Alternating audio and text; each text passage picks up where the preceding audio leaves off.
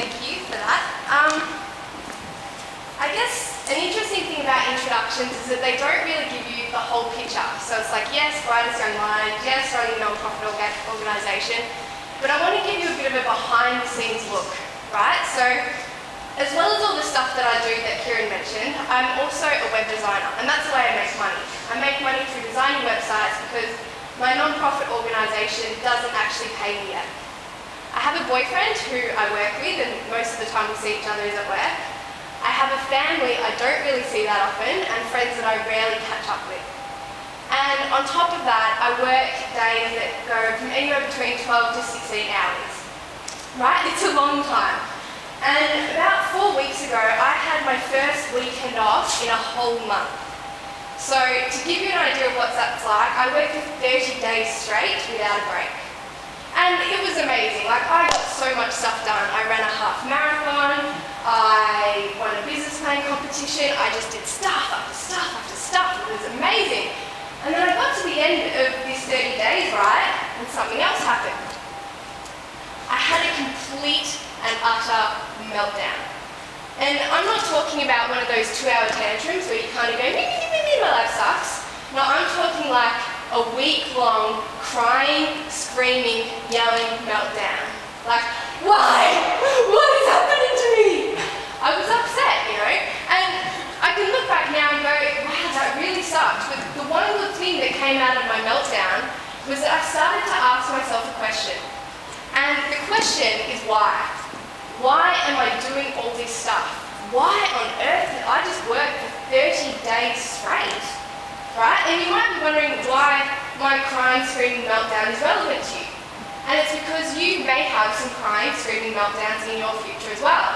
You might not work for 30 days straight, but you might have a meltdown over an exam or a test or something you've got going on in your life. So I started to look, it's like, what is behind this meltdown? Because it's not just me, I'm not the only meltdowner in the whole planet. And I had a look, and it's similar to what Jesse was saying before. It's about the way we live our life and the way we're expected to live. We're expected to live a certain way, we're expected to dress a certain way. And this way that we live is called the status quo.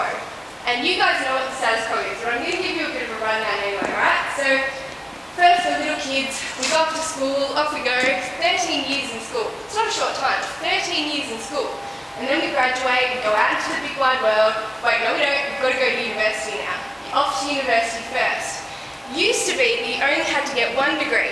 Unfortunately, you can't do that anymore. People have double degrees, you've got to get your masters, you've got to get your PhD. You finally graduate, right? Next step, off we go out into the big wide world and you get some low-paying graduate position in a big company. Sounds really exciting, doesn't it? So you're doing that for a few years now. You bounce around to all these different companies and you're climbing the corporate ladder really quickly and you're making it and you're buying all this really cool stuff and you're looking really cool to all your friends. And then you meet someone, you fall in love, you buy a house, you get married, you have babies, pop them out, send them off to school, they start that process, you go back to work, and in 40 years you get to retire. Right? After you retire, you do a bit of gardening for 10 years, then you die. Then you have your people standing around your grave going, oh my god, she's dead. They'll throw a bit of dirt on your face, walk off, you're done. There you go, your life. Now, I've just regurgitated part of my life story, all of my friends' life story, and part of your life story as well. And I'm not a fortune teller, I'm not a mind reader, but it started to look like, why on earth would we do all this stuff? Like, why am I working 12 hours a day, doing a lot of stuff that I don't really like? You know, why am I working so hard to buy all this crap I don't need? Like, I've got a closet full of just stuff, half of it I don't even wear. You know, and it came back to that status quo, and it came back to one thing, a really common theme that runs through all our lives. We adopt this status quo at school.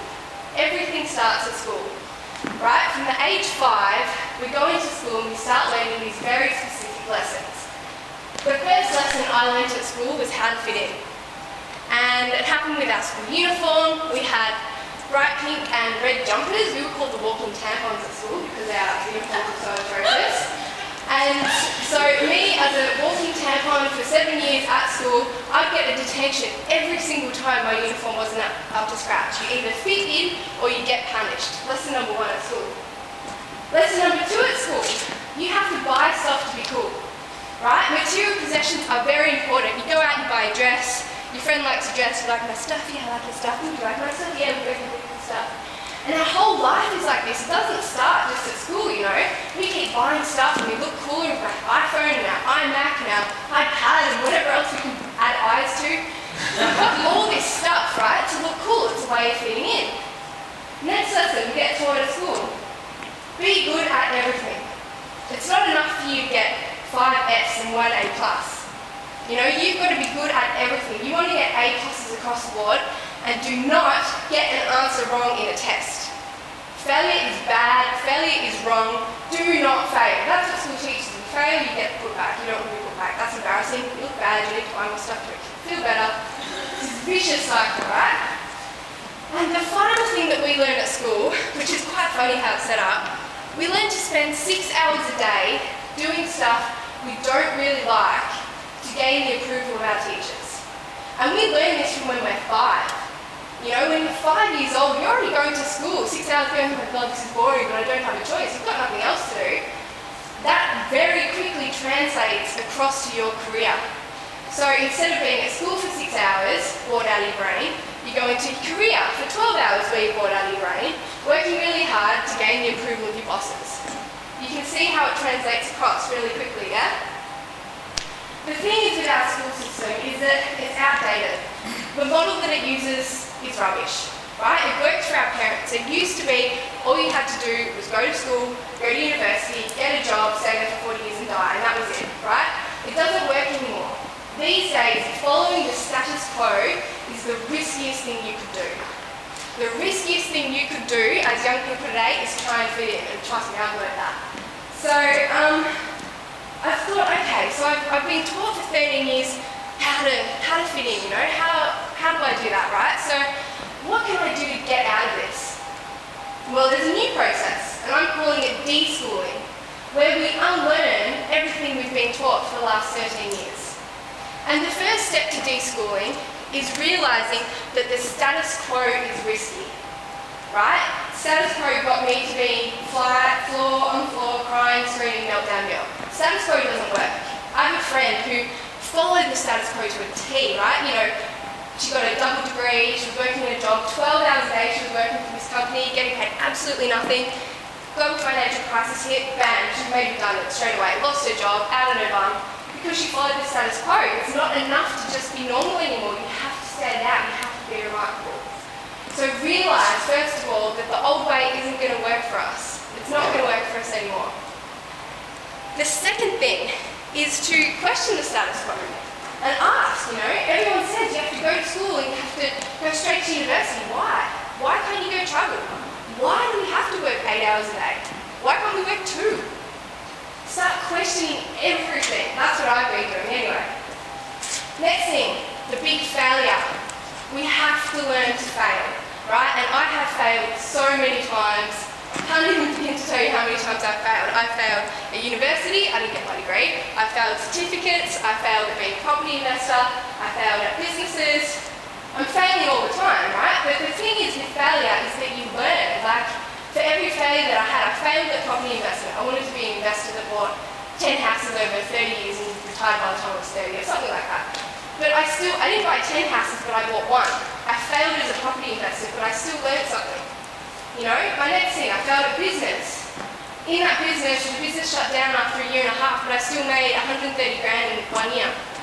It sucked, you know, like, of course the business failing, but I still learned something. We have to learn to embrace failure. Failure is our friend. You know, failure is what's going to get us ahead in life. The most successful people in the world are the ones that have stuffed up the most times. And what else is there? I guess it's all about, it comes back to living a life you love, right? And one question that we get asked when we're growing up, everyone, what do you want to be when you grow up? And when you're little, you want to be an astronaut and a ballerina and all this amazing stuff. And then you get a bit older, what do you want to be when you grow up? I want to be a doctor, I want to be a lawyer, I want to be a nurse, I want to be a fireman. Right? But do you really want to be all that stuff? Start asking why. Why do you want to be a lawyer? Lawyers work 60 to 80 hours a week, reading books, going over lines, spending all this time away from their family and friends. I don't know about about you guys, but I think I prefer to spend 2 hours a day working, spending heaps more time with my family and friends, and living a life that I love and living a life that I'm passionate about. So I guess to wrap it all up, I wanted an idea that spread, and my idea that spreads is really just to stick it up to the status quo. To be really straight, just go, you know what, stick it. I'm going to live a life I love, I'm going to live a life I'm passionate about, and I'm not going to do what society tells me to do. So on Monday I'm off to Bali, I'm going there for 10 days, I'm going by myself, I'm going to spend the 10 days meditating and yoga, and I'm completely redesigning my life. I'm not living it the way everyone expects me to anymore, right? So my challenge to you is do it. Think about what you want, and don't be afraid to go after it and stick it to the status quo. Thank you.